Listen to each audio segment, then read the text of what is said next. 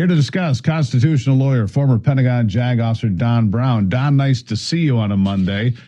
These are big moves. Look, Texas, not affected by this. Florida, not affected by this. That's 9 congressional districts. Missouri, I think, adds another one. That's 10.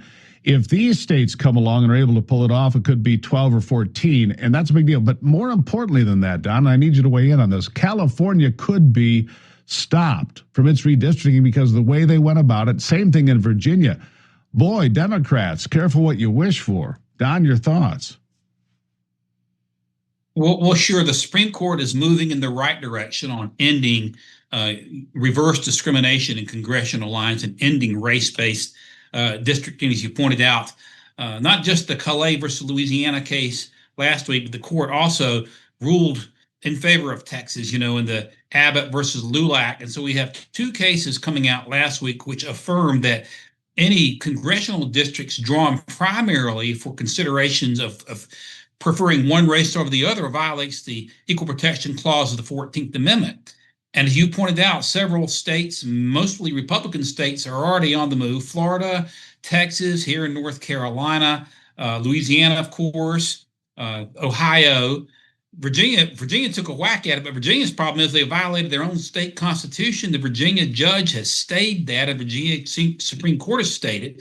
Same thing with California, so they got to be careful what they ask for, but it is a step in the right direction. It sort of goes back to the landmark case of University of California Regents versus Bakke, or Bakke versus University of California Regents in 78, I should say, which held that reverse discrimination essentially violates the Constitution. And now the Democrats are having all kinds of problems as they continue to try to violate the Constitution. It has nothing to do with the Voting Rights Act. You just can't draw congressional lines primarily based upon race. That's what the court has done. It's a proper move, and it could actually help us hold the House this fall, Steve. Let's hope so.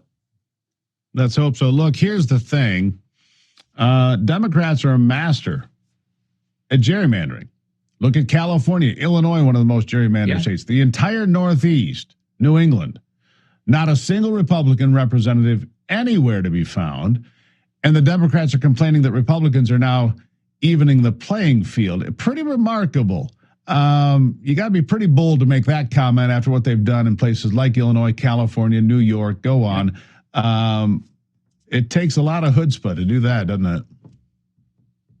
It doesn't. And add to that Massachusetts, which is about 40% Republican, or maybe even a little more, if I recall. And in my last check on Massachusetts, there wasn't one Republican congressman from that state because of the way they gerrymandered up there. Yep. And so, like you say, you got to be careful what you ask for. And it looks to me like, you got 5 potential pickups in Texas, maybe 4 in Florida, 1 in North Carolina, maybe 1 in Missouri, and it goes on and on. And it couldn't come at a better time, really. And I'm just, President Trump told Texas, get to work, and they did. And you got to be careful what you ask for, Democrats, because what goes around comes around, and that's what's happening. And you just can't use race as a primary motivating factor. It's interesting, Steve, you may remember in the 90s, when the Democrats still controlled the North Carolina General Assembly, they drew a map that stretched along Interstate 85 from Charlotte to Durham, running about 120 miles, only about 5 miles wide at places, just so they could have a minority district, which didn't last very long, but they've gone to all kinds of links to try to accomplish this. And I think that this is a step in the right direction, and I hope that the Supreme Court will continue to hold its ground. I believe that it will. Yeah, and I would expect to see other lawsuits, and I come back to the state of Illinois again.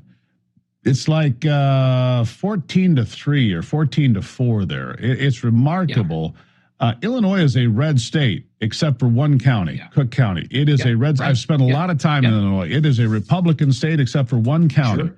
And the way they have gerrymandered that state, since the days of the Daily Machine up in Chicago is remarkable. I would expect some lawsuits there. Your thoughts? I think so. Illinois, that's true of Illinois. When you look at it on the map, Pennsylvania is primarily red. When you look at it on the map, even New York. And you think about what happened in the Louisiana case. You had a district judge just before 2024 ordering the Republican legislature in Louisiana to carve out another minority district. And so you went to 5-2. And I would suspect that you're going to see, and this a lawsuit in Louisiana was brought by Louisiana voters who felt, and they were correct, that their right to equal protection of law was being violated by the gerrymander, by the racially based gerrymander. You're going to see that in Illinois. You're going to see it in Pennsylvania. You're going to see it in New York. And there's going to be an opportunity. When you look at the entire United States from the map of the Electoral College, the nation is basically a red nation, except for the blue spots like you referenced, Chicago, New York, Los Angeles, the main urban centers. You're going to see more litigation. There's going to be a very solid legal ground now, thanks to the Callais case and to LULAC, Texas, LULAC v. Abbott v. LULAC as well, that are going to give conservatives a strong grounds to attack some of these districts, which clearly have been race-baited and race-based when they were drawn. It goes beyond Louisiana, and I'm expecting more litigation all across the country, maybe right there in Michigan as well. You never know, but certainly Illinois. Yeah, I mentioned this to Colonel West just before you came on. I think you might have heard it.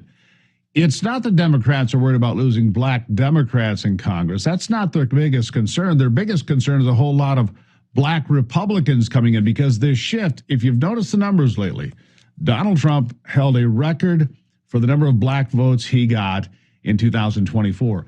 And that number is growing despite low polling numbers and polls that say he's not doing well. His inroads into the black community continue to grow and blossom, and that's good for Republicans. They're worried there'll be a whole host of black Republicans coming. We're keeping an eye now. Hold on one second, sir. Hold on one second. We're just watching everybody parade into the room, but go ahead and answer that while we look for the president.